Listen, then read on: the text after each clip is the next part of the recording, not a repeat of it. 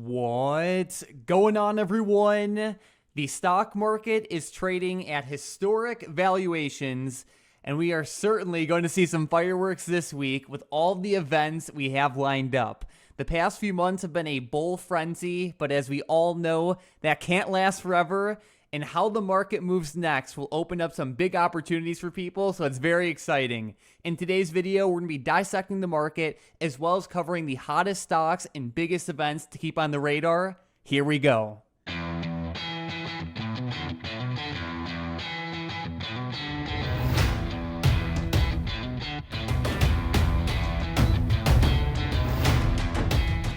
As we know, the stock market has been ripping up over the past few months and in 2025 in general, and things are starting to get a little bit out of hand. We can see right here that the S&P 500 price to book value is actually higher than it was during the dot-com bubble. I cannot even believe I'm saying this, Mike, but it peaked out at 5.1x back in March of 2000. Now we're at 5.3x now here in 2025. So this is a pretty insane statistic, and pretty much the S&P 500's price to book value is the value of a company, essentially its total assets minus its total liabilities. So this chart essentially shows you how much investors are willing to pay for each dollar of a company's net assets. Now, I will say, Mike, while this is overvalued, it doesn't necessarily mean that the S&P 500 is going to tank right away, but it's definitely a concerning stat whenever we're higher than the dot-com bubble valuations. Exactly. And like you said, there's no telling whether the top will be today, in 2 weeks, or 2 years from now. But this does open up a phenomenal environment that traders can use to their advantage. Right now, we are seeing very big, strong moves. And essentially, you can take advantage of the excessively greedy, dumb people and let them push your stocks higher. And then eventually, when the tide turns and everyone rushes to the exit all at once, of course, you can hammer the move down and eventually scoop up some pretty good stocks at good prices. But again, this is not going to be something that happens immediately, but it's important to be aware of the environment that we're in right now. Based off this data, the stock market is very aggressively overvalued. And Tom, it is pretty crazy to actually say that at least in terms of a S&P 500 price to book value sense, we are actually higher than the levels we were at in the dot-com bubble, because that was a crazy time. It really was, and if we go to the SPY chart, we go to a weekly and we actually go all the way back to the year 2000, we can see exactly just how wild the market was up into that time. If we just go from the middle of the 90s, we'll just say the beginning of 95, somewhere close to it, right?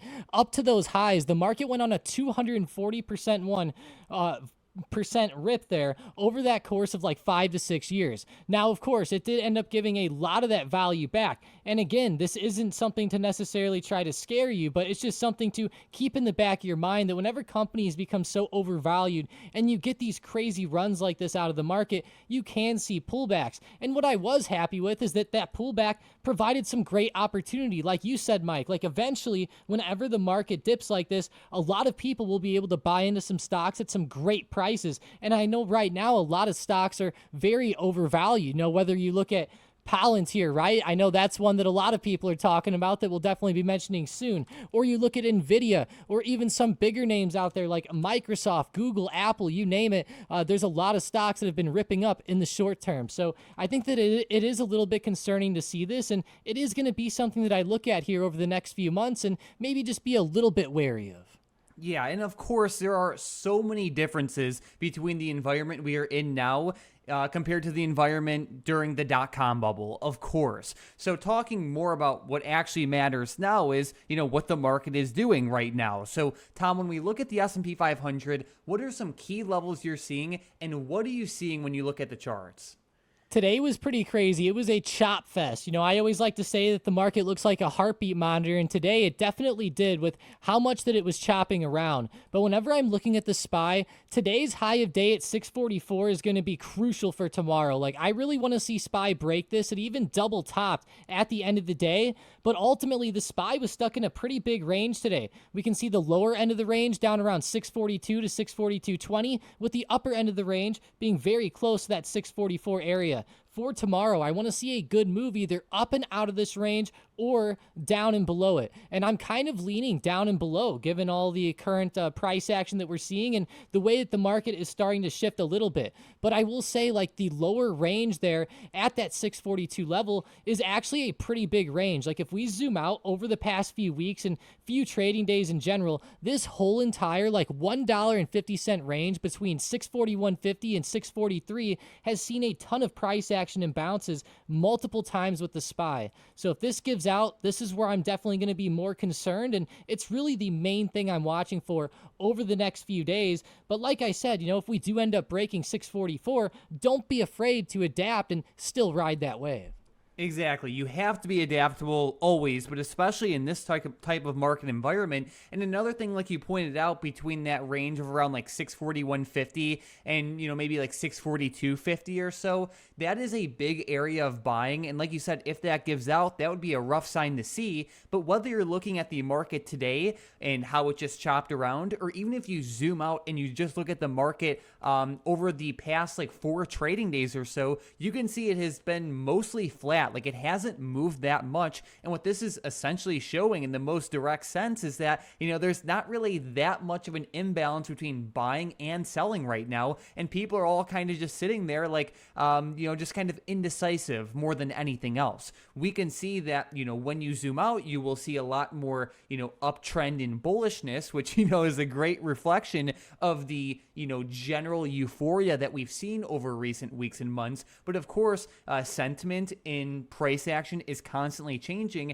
and I do think it's very important to be aware of how the price action is changing in a short-term sense, like it is now. And it's I feel like we're at a spot that is especially vulnerable for the market, because the market is already a little bit flat, and we have some big events heading into this week. Don't worry, we're going to cover that in just a few minutes, but we also have some of the biggest, most popular stocks in the market, you could say Microsoft, Nvidia, Palantir, for example, that are starting to show a little bit of weakness. And this is important not only because these companies have a respectable influence directly on the S&P 500, but they also have a major impact on investor sentiment. Palantir has actually been one of the more popular stocks in the overall market, Mike, and over the past few trading days, they have actually been starting to trend down a little bit. We can see again today, they've trended down 1.77%. And if we zoom in on like a 1-minute chart, that drop from the opening pop was pretty rough, right? It looked like Palantir was going to start recovering, but these sellers ended up coming in and pushing it down. There was actually a Citron short report that came out today, and Mike, we all know what happens whenever these short reports come out. It usually makes traders pretty angry in the short term. Sometimes they end up working out, sometimes they don't. Now, Citron has named a lot of different reasons that could be, plaguing Palantir right now. They did say that, number one, they broke down a lot of metrics like price to revenue, and they also compared Palantir to OpenAI, and they also highlighted concerns about Andrew Karp actually selling out of Palantir. He's actually sold nearly 2 billion shares, or $2 billion worth of shares of Palantir over the past 2 years. I thought that was a pretty significant thing. It makes him one of the most aggressive inside sellers. But then again, I mean, come on, these guys do sell their stock quite a bit. But either way, I thought that this was very interesting for Palantir in the short term. They've been talked about quite a bit as being overextended. And now Citron's coming out and saying that, even at $40 a share, it would be too expensive. And Palantir's trading for $173 right now. So I don't know. I'm sure I'm going to get a lot of hate in the comments from the Palantir shareholders, but hey, don't shoot the messenger here. Exactly. Like, Palantir is a company that has just been crushing it, and this uptrend over the past few years has been nothing short of just like kind of like I almost want to say like a once in a every 10 years type of event. Looking at Palantir right now, of course, we're definitely seeing a little bit of profit taking, which isn't too surprising given how much it has increased, and of course the relatively recent bearish news. But there was also some interesting information with Palantir, where, as we know, Trump met with the Ukrainian president today and other European leaders at the White House to discuss a potential like ceasefire, or a potential peaceful resolution to the war happening in Ukraine, and Trump plans to call Putin later today. And looking at Palantir, of course, it is possible that it can be seeing a little bit more selling pressure, where if there is peace in Ukraine, maybe that might not be necessarily, perfectly ideal for their business model. Either way, there are multiple reasons why Palantir is selling off right now.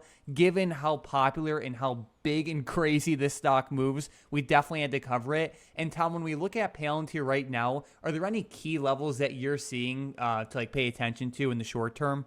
Something that I'm really keeping my eye on right now is this $60 support, and I really like this level for a couple reasons. Number one, it kind of fills the gap perfectly on the daily chart back down, but number two, it was a pretty stiff resistance before we got that really good breakout recently. So I will be watching 160 very carefully on Palantir. I could see it potentially trading down into that gap. In the ultra short term, I do think that there is some good support around 169 to 170 that I'll keep my eyes on as well. That's kind of the level where the stock started to consolidate a lot, as it was actually starting to gap up. So if that breaks, I would think that we could end up trading through the gap back towards that 160 area. Of course, as time goes by, though, things could change, and the setup could change pretty drastically, especially with a short report like this, if there is some real selling pressure that starts to take hold.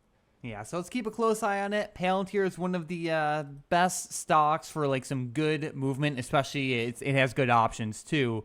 And while Palantir is a profitable company, non-profitable stocks have been surging quite a bit. So much so that Goldman Sachs' non-profitable tech index, which essentially tracks high-growth tech names with negative earnings, has increased by 66% since its April low. And when you look at the S&P 500, it has only increased 31% over that same period. So basically what this is showing is that, we are seeing a lot of, you could say, speculative tech names just moving in an absolutely insane way. And of course, that shouldn't be that big of a surprise to anyone, but it goes to further reinforce kind of what we were saying with today's first segment, where yes, we're seeing a lot of euphoria right now, and that is something that should be observed and adapted to and used to your advantage. So again, while we're seeing all of the people just run in and push valuations higher, good, use it to your advantage. Whenever eventually rushes to the exit all at once, good, use it to your advantage. And again, we just want to point these things out ahead of time, so as the coming days, weeks, and months unfold, hopefully we could have some good opportunities show up and be capitalized off of. Exactly. We're not out here trying to scare people. I know there's a lot of comments out there about, oh my gosh, you guys are just trying to fearmonger everybody. No, that is not the case. We always want to be ready for anything that comes our way, especially in the stock market, where you can never be too careful when you're talking about money, right? Some things that can help you in the short term could obviously be put options. Maybe looking at UVXY, we can tell today that UVXY ended up tanking down quite a bit. If we do see SPY sell off, UVXY might start to move a lot better. So keep that in mind there. But Mike, as we go through the video and go through the rest of the week, we got to talk about the earnings calendar for the rest of the week. Tomorrow, we're going to kick off some of these retailers with Home Depot in pre-market, Toll Brothers in after hours. I will say it's more of a slow day. One of the more interesting stocks tomorrow in pre-market is XPEV. That's one of the more interesting EV companies out there. So be ready for that one.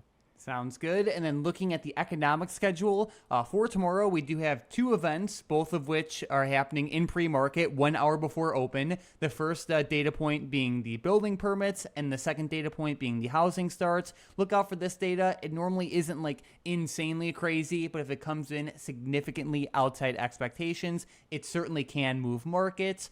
We have the FOMC minutes report on Wednesday at 2 p.m. We have some existing home sales on Thursday, 30 minutes after open. And what everyone's really looking at is the Jackson Hole Symposium, which technically starts on Wednesday, but the real big event will be on Friday at 10 a.m. Eastern Time, so that's 30 minutes after the market opens. This is when the big man, Jerome Powell, will speak, and in the past, this has certainly moved markets quite a bit, And one thing that I found very interesting is, this data here that basically shows how the market has moved, not only for each Jackson Hole event since 2009, but you could see a few of the more recent ones, especially in 2020 and 2022, had like really big moves, which is exciting. We'll talk more about this as the week goes on, but then, Tom, I also saw some pretty interesting data today that looks at some leading economic data that essentially shows that the U.S. economy is definitely softening quite a bit. So basically what we could see right here is that in July, 11% of small businesses said poor sales were their most important problem, and this is actually the highest rate since the pandemic, and this rate has doubled over the past 7 months, and in previous economic cycles, this has been a leading indicator for rising unemployment. And considering small businesses employ around 46% of all employees, when small businesses struggle, the entire economy feels it. And I just think this is like extra information to keep in mind as everyone is going to be looking at Powell not only this week on Friday, but especially over these coming weeks to see what he's going to do with rate cuts. It's very interesting to see this data here, especially whenever we start to see recessions as well. A lot of times whenever we start to see the data start to pick up, we end up seeing a recession happen, whether you look at just after 2000 or the 2008 financial crisis, or you even go into the early 90s, right? Same thing. The data picked up, the recession came through. This time, I don't know. We might have changed the definition of recession this time, so maybe that's the case. Maybe that's why it's not showing up. But nonetheless, we will. I'll be very interested to see how this ends up shaping up, Mike. As we know, unemployment is a huge part of the economy, and it even impacts what Jerome Powell and the Feds do. So that's why it's so important right now into this Jackson Hole event. No doubt. So let's keep this close on watch. And besides that, Tom, let's get right into the fun stuff for today, which are some setups and predictions. And a stock that is definitely on my radar is ticker symbol ASHR. This was a stock that actually had 2 recent big money trades, both of which are, doing better and better. The stock is definitely taking off quite a bit right now, and it is an ETF that follows Chinese stocks. And I definitely like to look at this ETF right now, not only because the trend has been great, but also because U.S. markets are, they're, of course, very euphoric, and we are seeing a little bit of weakness come into play. So I don't think it hurts to, look at some international stocks as well, especially considering how well some of them are trending. So either way, ASHR is definitely on my bullish radar. While I would not be surprised if it increased in the short term, this is more so a trade for like the next couple of weeks to potentially even the next few months, especially considering the expiration dates that these big money trades have, as we can see on the screen right now. Yeah, the first one the 29 strike calls go out to September 19th of 2025, and the 32 strike calls go out to December 19th of 2025. So it will be interesting here in the short term to see how ASHR moves, especially with some of the tariff updates that might end up coming through soon. With my first play, I'm looking at UUUU, Energy Fuels. I look at this stock quite a bit. I love it when it trends, as we can see on the chart. It loves to have some amazing runs whenever it does start to move, and in the short term, it's been consolidating very hard here at the top. I thought today's move was great, and in the short term, I would not be surprised if we could get a good continuation up and out of the top of this range. The recent top of the range is up around $10.75, very close to 11. So if we could end up breaking through here, I think that we could see a good move to the upside, and we can see here on the Bookmap that 1060 is actually a pretty big sell wall. So that's really why I want to see that $10.75, $11 level break to make sure that we get a clear push past this 1060 point. There's actually 75,000 shares that were stacked up there, and it's kind of an obscure price point too. It's not like a whole dollar like 11, or it's not even 1050. It was kind of strange just being at a 1060 right there, but nonetheless, on these lower price stocks, that can be fairly common. But if we get the break, I'll be watching for a continuation setup. Interesting. All right, sounds good there. Another stock that is definitely on watch is Meta, and this one is actually in a bearish way. Zuckerberg actually announced plans to restructure his AI program for the fourth time over the past 6 months, and Meta's shares definitely tanked down quite a bit today, but there's also some relatively bearish news where Meta has been facing new regulatory and negative media attention, including a congressional investigation into whether its generative AI chatbots pose risks to children. And then on top of that, investors are getting a little bit more concerned with Meta's metaverse losses. Either way, Meta definitely has a flurry of negative news right now. The stock's already falling. The stock has been crushing it so much over the past few months where, it's a little bit overextended, easier to fall. It rejected hard off that $800 resistance area. Today's price action was pretty rough, so it's definitely on my bearish radar in the short term. I think it would be great to see this stock get back below 760 and actively put more pressure on its low of day. If it can do that, I think it can offer a great short-term bearish opportunity. And in the event it does not do that, then this trade does not have to be forced. I really like that support range right there around that $760 level. So if it breaks, I'll be watching it to the downside as well. But with my next setup, I'm looking at Uber for a breakout to the upside. I'm really watching for a good 94.30 break. We can see that over the past few weeks, Uber has been very stuck underneath a key resistance right around that $94 area. And I want to see a good move past it and a 94.30 break tomorrow. It's right around the high of day today. So if we end up getting that break to happen, watch for a good continuation. Again, Uber has been consolidating a lot lately, and I'm watching for this upper resistance to break. And I think a good target for the next few trading days and even tomorrow would be 95.50. That's right around a next key resistance, and I would think that if we do get the breakout, a move at least to there could be in the cards. Uber can move quite a bit, but I will say lately it's just been pretty consistent to the upside. Sounds good. All right, Tom. Well, besides that, let's jump right into today's momentum plays then. And with today's first one, we have the trade desk, ticker symbol TTD, to the upside. A lot of people are hyping this one up today. If it can break above 55.50 tomorrow, watch it up. Sounds good. With the next one, we have Bloom Energy, ticker symbol BE, also to the upside. Bloom has been hot over the past few months. If it can break out above the high from a couple days ago on Friday at 47.20, then watch it up as well. And then with the last one, we have Palantir, ticker symbol PLTR, but to the downside. Uh-oh, poor Palantir. With the short report, how could you almost not watch it, right? If it ends up falling under 171, then watch for some possible downside action. Yeah, it's definitely a sensitive name. It's a company that has made a lot of people a lot of money over recent years. And, every time it looks like it's falling, it just keeps going up. So, it's definitely one of those stocks where when it eventually does fall, it'll definitely offer some good opportunity, but it certainly shouldn't be forced either. So let's keep a close eye on the level you listed. And for all of these stocks, they are being watched for potential continuation plays.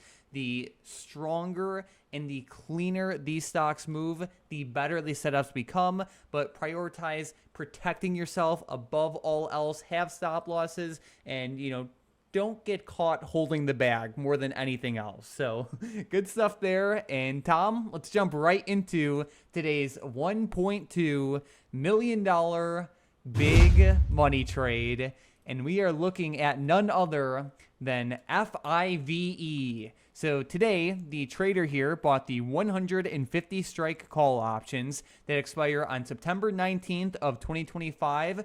This is five below. I mean, Tom, you literally cannot ask for better intraday price action.